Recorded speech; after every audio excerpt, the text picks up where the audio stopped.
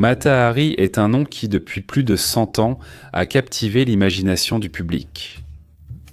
La femme derrière ce personnage a acquis sa renommée en tant que danseuse exotique et courtisane, vivant à Paris pendant la belle époque française.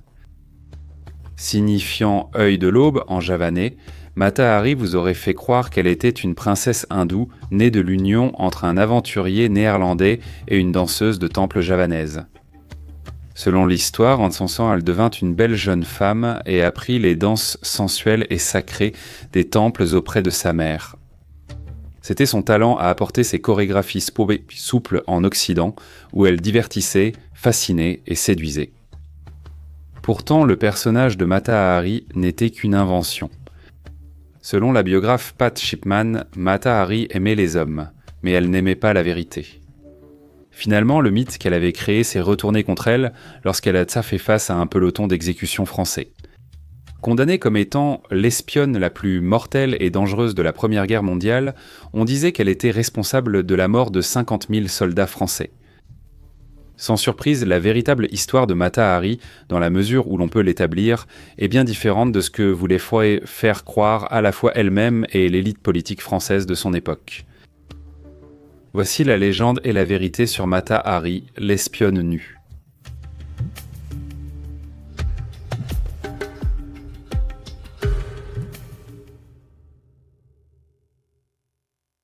Le vrai nom de Mata Hari était Margaretha Zella MacLeod.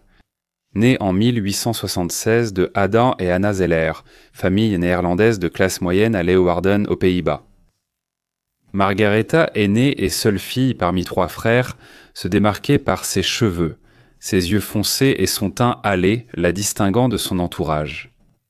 Son père, Adam, était un mercier prospère ayant aussi investi judicieusement dans l'industrie pétrolière.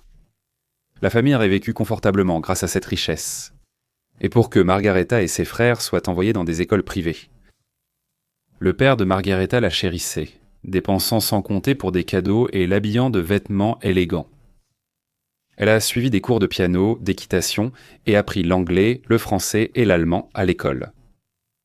Cependant, la fortune de la famille Zeller prit rapidement une mauvaise tournure, le père de Margaretha déclarant faillite en 1899 et ses parents divorçant peu de temps après. Adam Zeller s'est installé à Amsterdam, laissant Margaretha et ses frères vivre dans un petit appartement exigu avec leur mère Anna.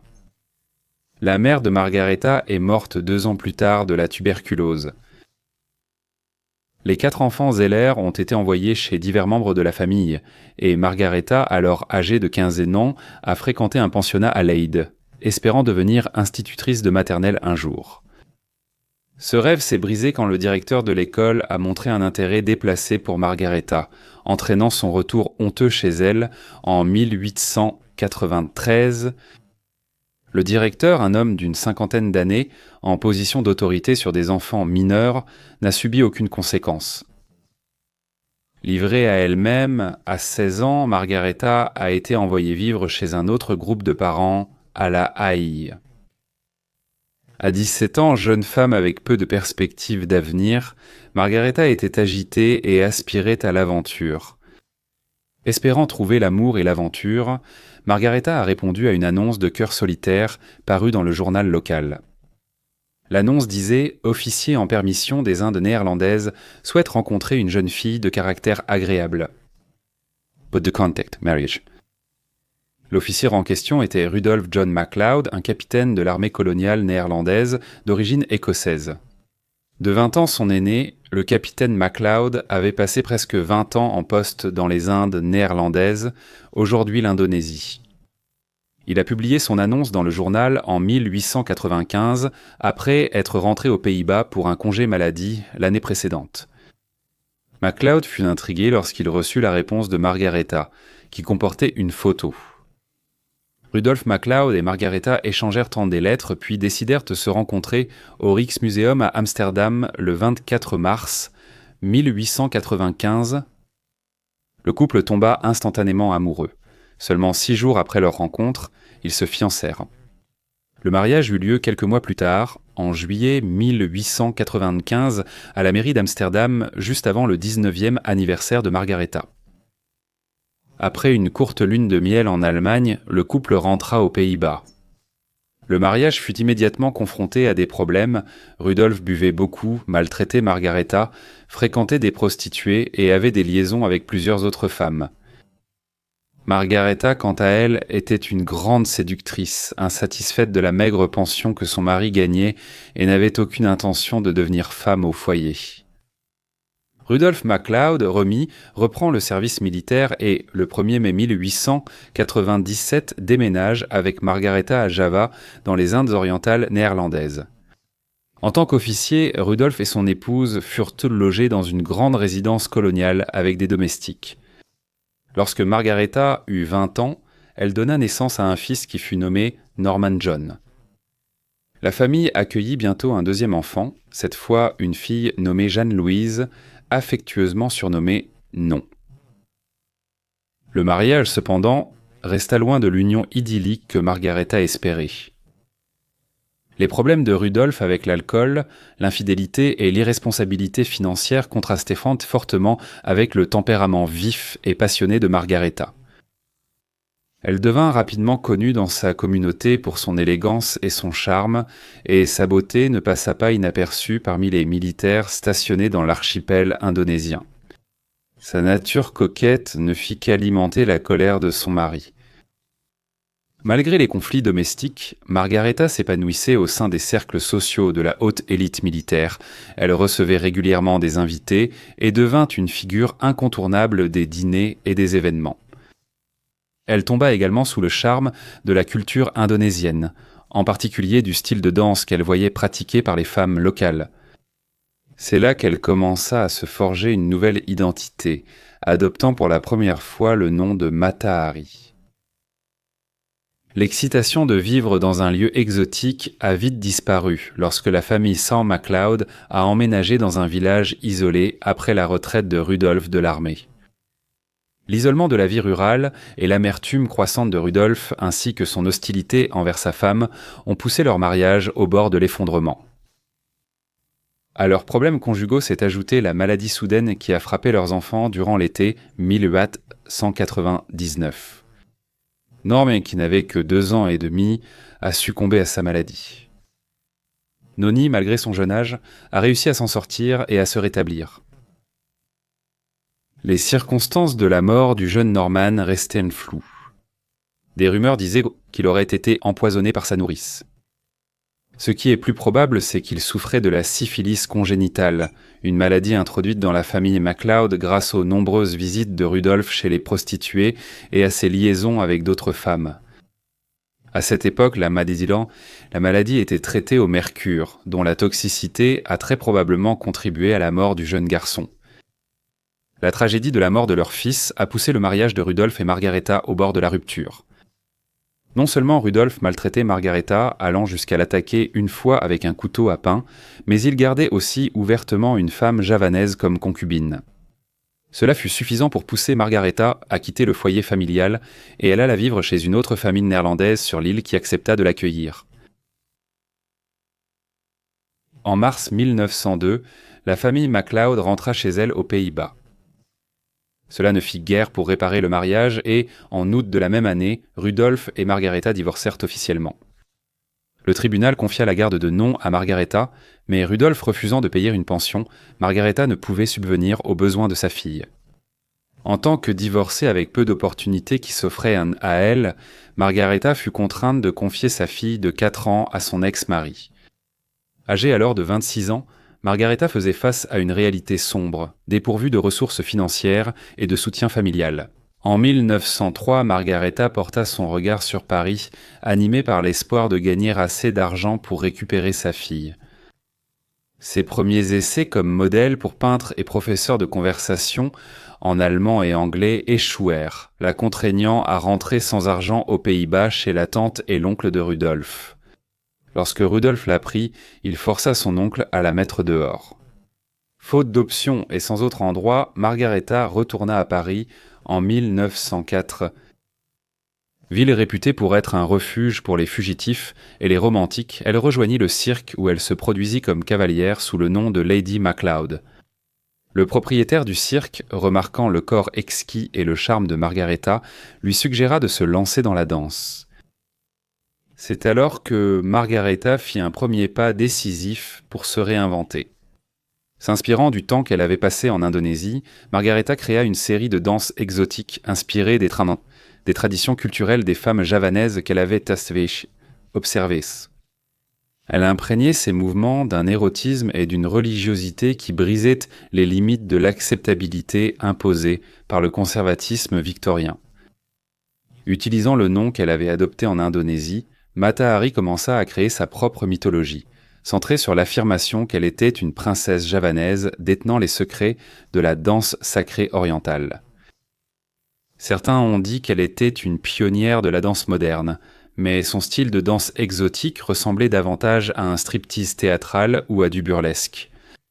Ses numéros laissaient tomber ses voiles jusqu'à ne porter que ses bijoux et un plastron doré. Bien qu'elle portât habituellement des collants couleur chair qui donnaient seulement l'impression qu'elle était nue, elle est apparue totalement nue sur scène au moins une fois.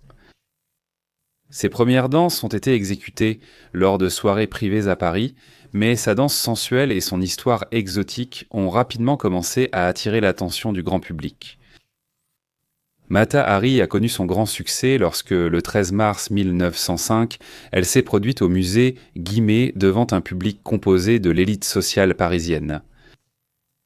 Margareta était en fait la maîtresse du fondateur du musée, l'industriel millionnaire français Émile Guimet.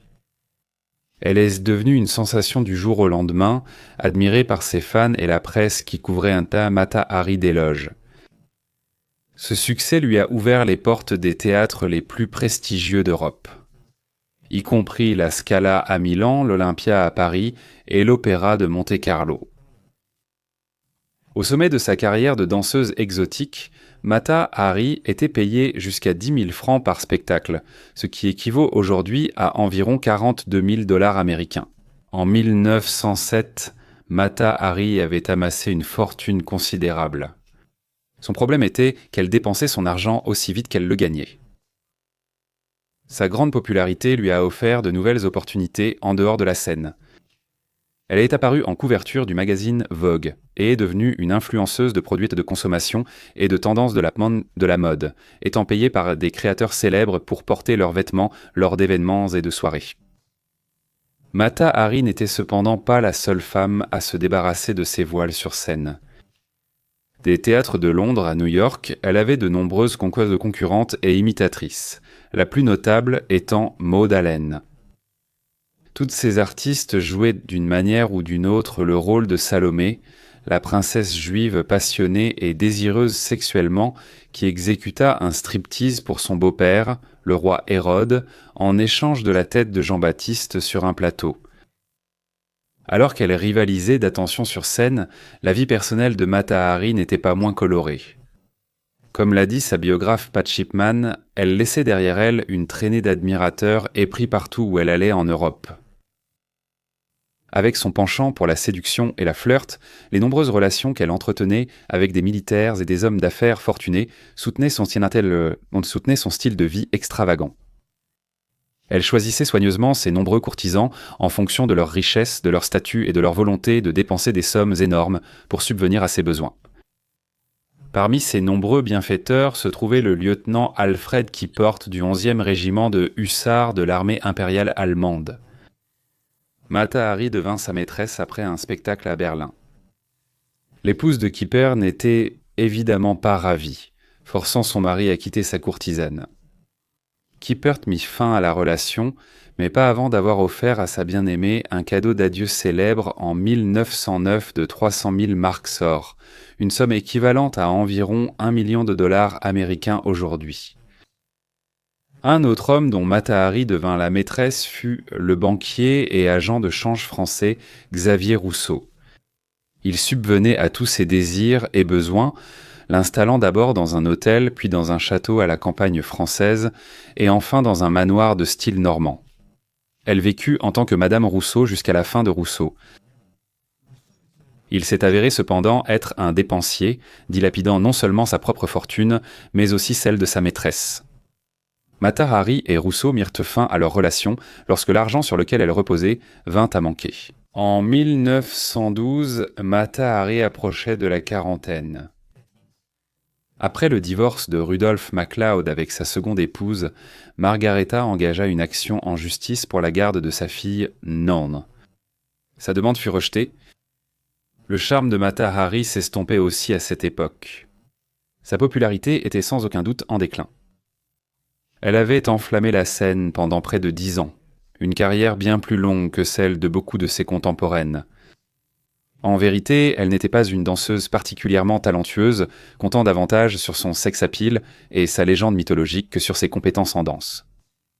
Elle a cherché du travail au théâtre traditionnel, mais sa confiance a vacillé après avoir été refusée pour un rôle, le producteur la jugeant trop maternelle. Mata Hari vieillissait et avait des formes plus généreuses, ne pouvant plus rivaliser avec ses nombreuses jeunes imitatrices sur les scènes européennes. Elle a néanmoins réussi à signer pour 6 mois de représentation de son nouveau spectacle intitulé La Vision profane, qu'elle devait se produire au Théâtre Métropole de Berlin.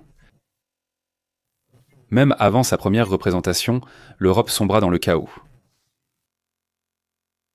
La Première Guerre mondiale a marqué la fin de l'optimisme et de la prospérité de la Belle Époque.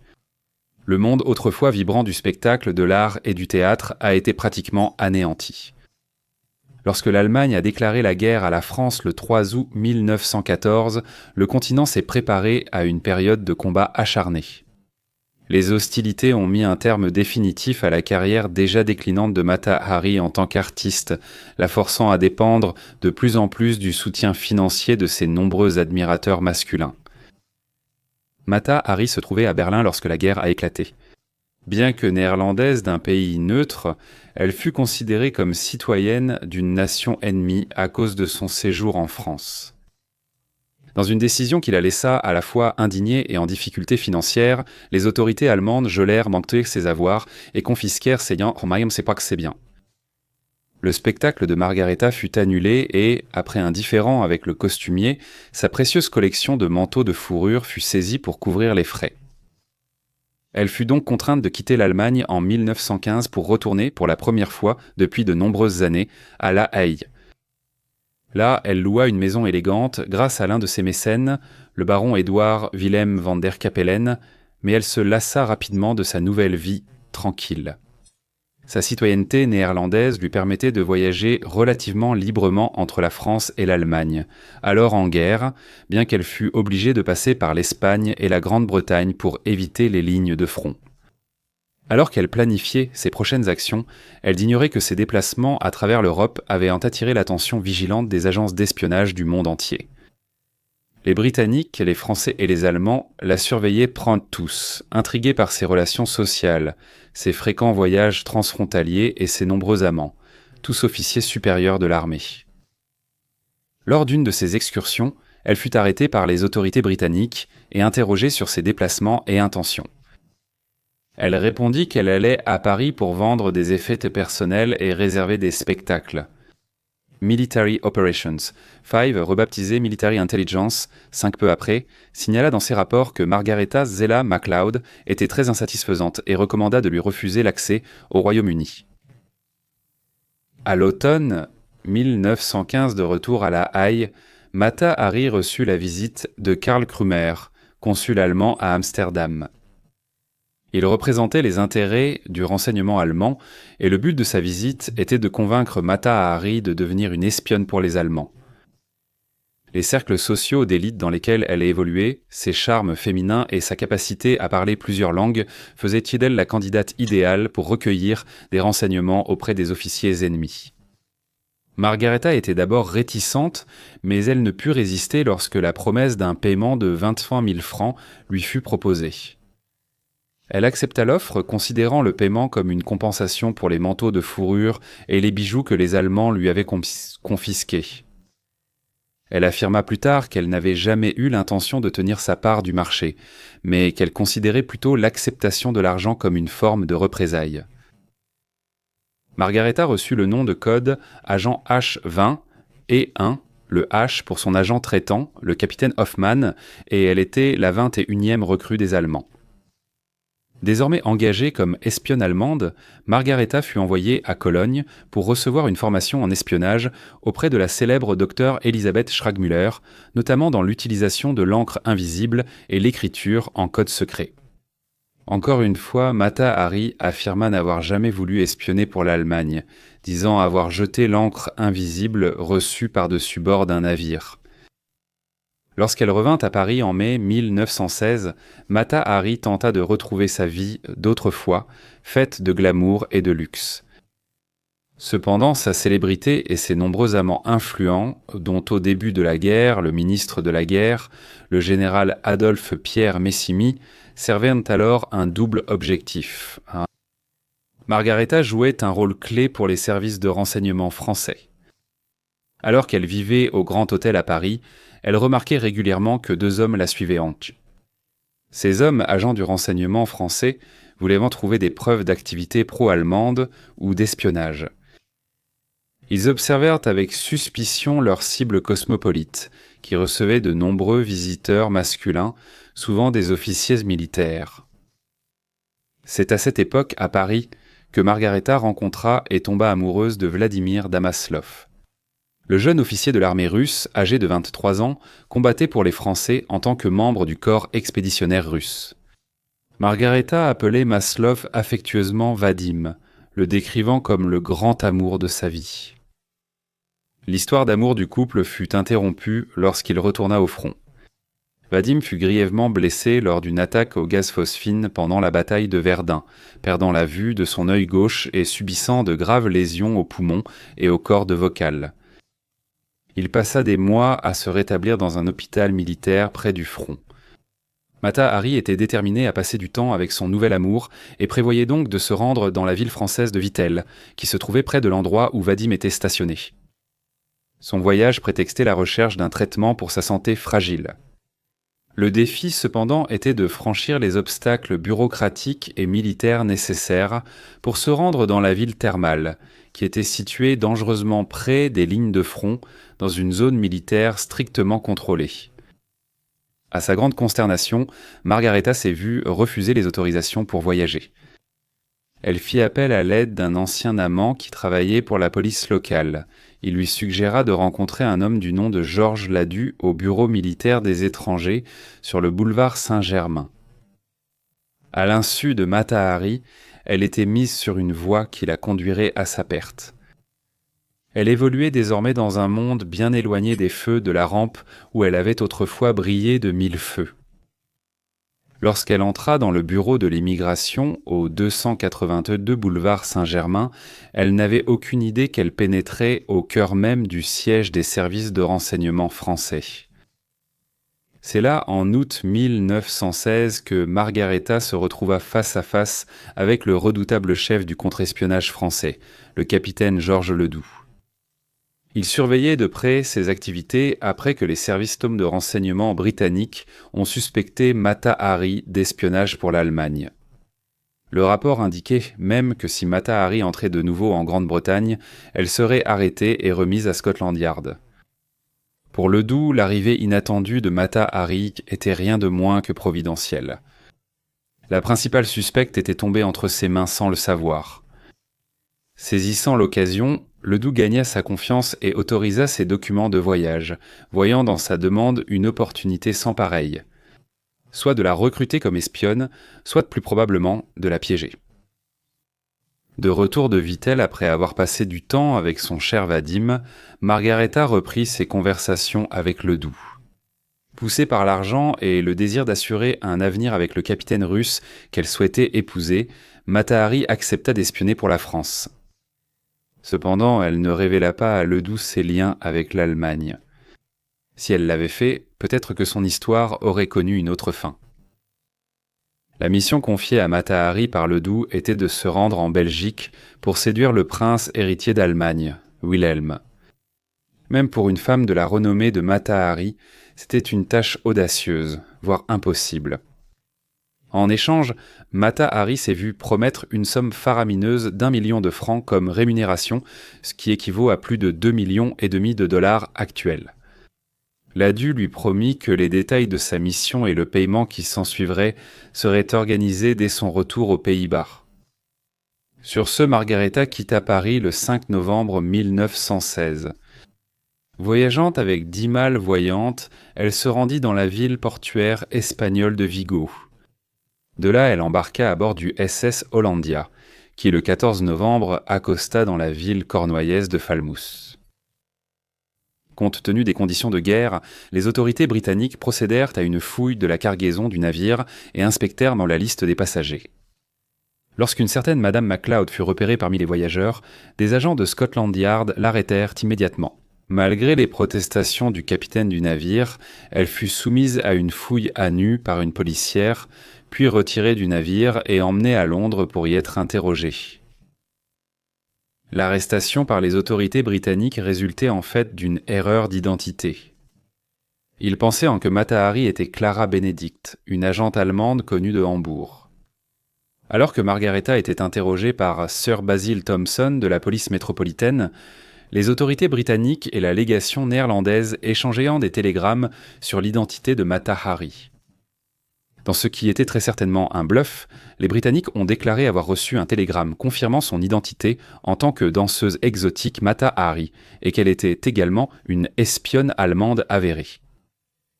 Mata Hari a alors craqué et a finalement admis avoir fait de l'espionnage, mais au nom des Français, pas de l'Allemagne. Elle a déclaré qu'elle travaillait pour Georges Ledoux. Les Britanniques ont mené des enquêtes auprès de Ledoux, qui a répondu qu'il avait toujours soupçonné Mata Hari d'être une espionne allemande, et qu'il ne l'avait recrutée que dans le but de la démasquer.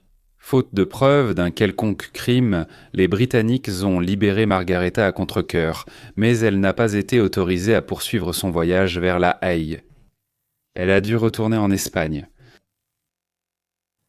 Une fois de retour en Espagne, Mata Hari s'est retrouvée obligée d'improviser dans une tentative désespérée de sauver sa situation de plus en plus précaire. Elle écrivit aussitôt à Ledoux pour demander des instructions, sans obtenir de réponse. Sa mission initiale de séduire le prince héritier s'avérant impossible, elle porta son attention sur d'autres cibles. Elle consulta le registre diplomatique à l'hôtel Ritz de Madrid et trouva rapidement le nom d'un officier allemand de haut rang. Le major Arnold Kahl était l'attaché allemand et une figure redoutable au sein du réseau de renseignement allemand. Après avoir pris rendez-vous, elle se présenta à Calais comme une alliée allemande. Comme avec tant d'autres hommes, elle l'a séduit.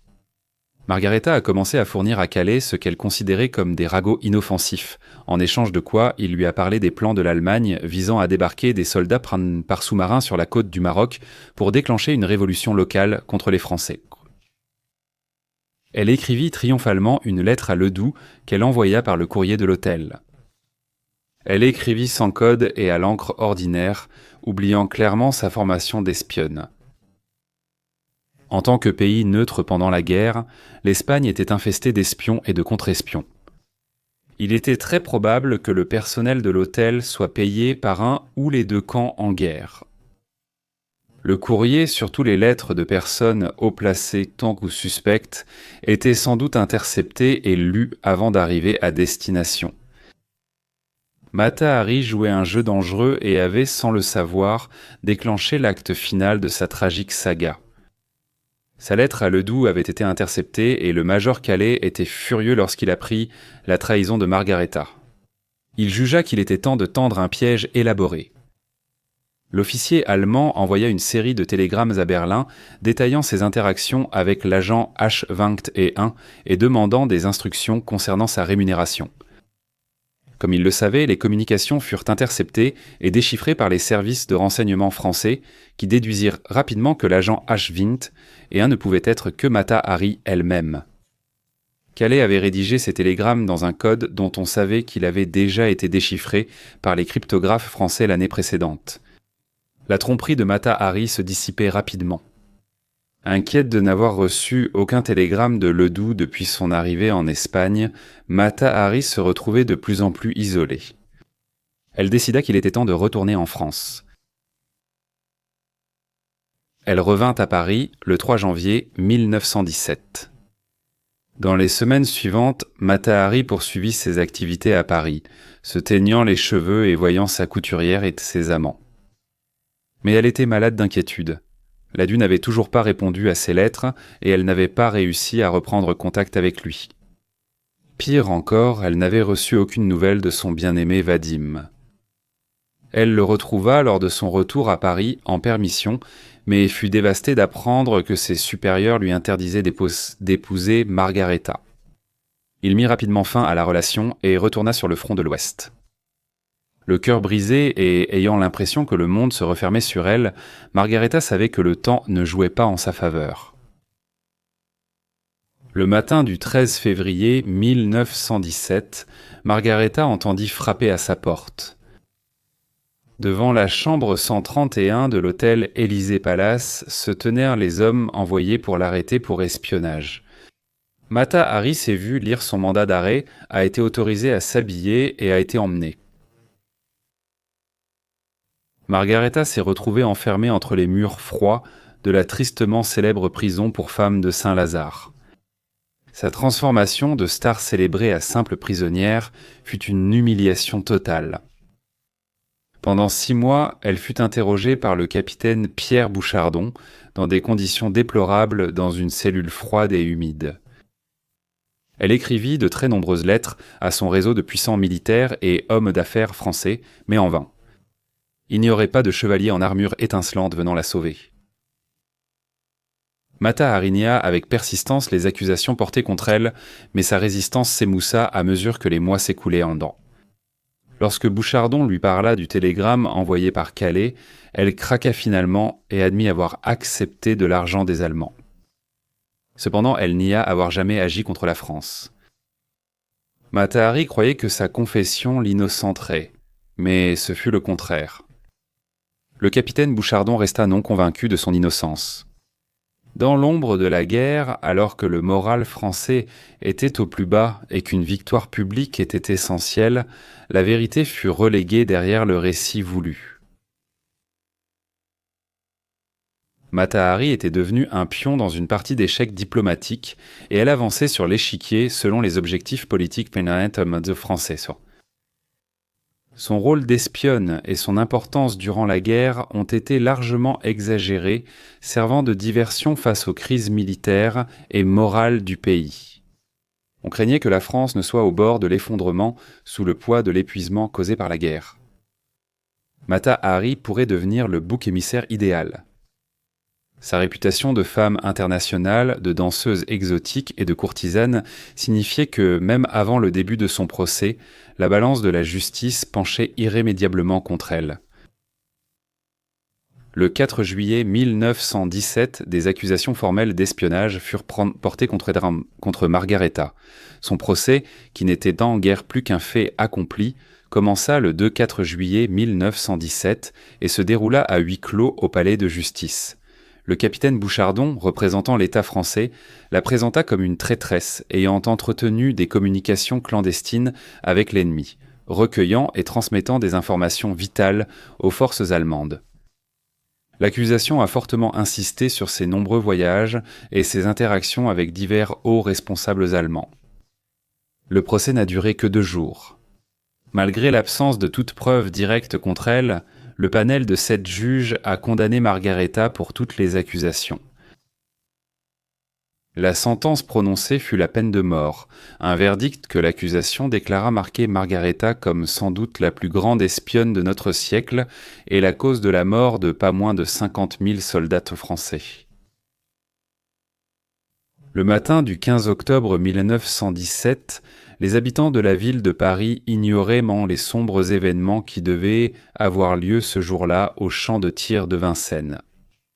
C'est ici que Margareta Zeller fut escortée de sa cellule de prison pour affronter son destin devant un peloton d'exécution français. Mata Hari choisit d'affronter les soldats, les mains libres et sans bandeau sur les yeux. Alors que son avocat et une religieuse la regardèrent, elle adressa un dernier baiser de défi. À l'aube, le signal fut donné et Margareta fut frappée par une salve de balles. Un sous-officier s'est alors approché de son corps, déjà sans vie, et a tiré une dernière balle dans sa tempe pour confirmer l'exécution. La réaction à travers l'Europe fut un mélange de justification et de sensationnalisme, les journaux saluant l'exécution comme un triomphe dans la lutte acharnée contre l'espionnage. Dans un dernier acte de froideur, l'État français a mis aux enchères les biens de Margaret pour récupérer les frais de son procès. Comme personne ne s'est manifesté pour réclamer son corps, il a été remis à la faculté de médecine de l'Université de Paris pour être utilisé en dissection. Sa tête a été embaumée et, étrangement, elle a disparu à un moment donné dans les années 50. Elle n'a jamais été retrouvée. Des rumeurs ont circulé disant que Mata Hari aurait survécu et se serait échappée. Une histoire racontait qu'elle avait ouvert son manteau de fourrure, son corps nu éblouissant tellement les hommes devant elle qu'elle avait pu s'enfuir dans la forêt. La triste réalité pour Margareta Zeller était que la tragédie de sa vie s'est terminée ce jour-là au champ de tir. La fille alors adolescente de Margareta, non, bien qu'elle ait renié sa mère, fut dévastée d'apprendre son sort par un article de journal quelques années plus tard. Non est décédée d'une hémorragie cérébrale fatale à l'âge de 21 ans. On a supposé que le spectre persistant de la syphilis, un cruel héritage de son père, en était la cause. Lorsque l'ancien mari de Margareta, Rudolph MacLeod, fut informé de sa mort par des journalistes, il déclara « Quoi qu'elle ait été fait dans sa vie, elle ne méritait pas cela ». Il était mort un peu plus de 10 ans plus tard, en 1928. À peine 2 ans après sa mort, le récit de la vie de Mata Hari commença à captiver l'imagination des écrivains et des cinéastes. La représentation de Mata Hari comme une synthèse d'une espionne sans cœur, d'une séductrice malveillante et d'une envoûtante femme fatale s'est avérée être un matériau irrésistible pour Hollywood, inspirant une série de films de l'interprétation emblématique de Greta Garbo dans Mata Hari à celle de Jeanne Moreau dans Mata Hari, agent H21. En tant qu'archétype de la femme fatale, Mata Hari est le sujet de plus de livres, d'émissions de télévision, de bandes dessinées, de films et même de vidéos YouTube que n'importe quel autre espion. Ce n'est qu'en 2017, 100 ans après sa mort, que la France a déclassifié et publié les transcriptions du jugement du procès de Mata Hari, ainsi qu'une archive d'autres documents. De nombreux écrits expliquent que Mata Hari s'est tournée vers l'espionnage principalement pour l'argent. D'autres facteurs ont aussi pu jouer un rôle. Mata Hari était, après tout, une artiste, aussi bien sur scène qu'en dehors. Elle se réinventait sans cesse et devenait tout ce que les hommes voulaient qu'elle soit. Peut-être que, pour Mata Hari, l'espionnage n'était qu'une autre forme de spectacle. Selon les mots d'Ernest Volkmann, aucune autre personne n'a jamais autant contribué à glamouriser le monde de l'espionnage. Alors qu'elle passait de la vie à la mort, son mythe et sa légende sont devenus immortels.